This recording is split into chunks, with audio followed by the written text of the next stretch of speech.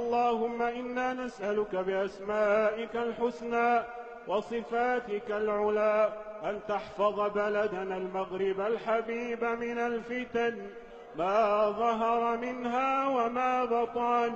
اللهم احجب بلدنا بنورك الدائم الكامل، وحصنه بحصنك القوي الشامل، وارم من أراده بسوء بسهمك وسيفك القاتل.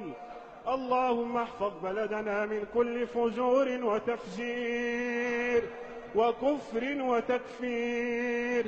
اللهم اجعله عنوانا وميدانا للأمن والأمان على مر الأيام والأزمان. اللهم أدم أمننا، اللهم أدم أمننا.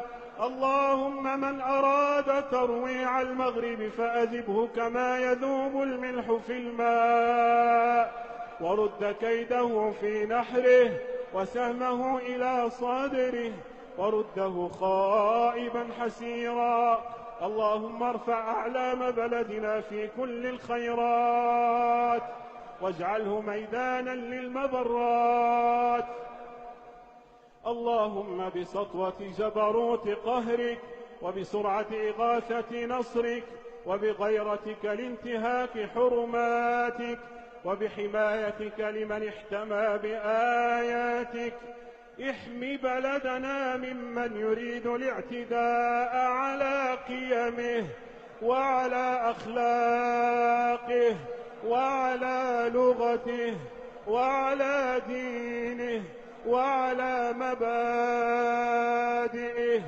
اللهم اكفنا شر كل من يعتدي على سيدنا محمد صلى الله عليه وسلم، سواء بالقول أو بالكتابة أو بالتعريض أو بالإشارة.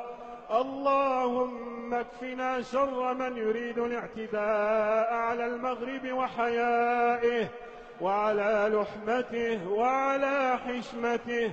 اللهم اكفنا شر المفسدين، اللهم اكفنا شر المخربين الذين يخربون العقول ويلوثون الأفكار.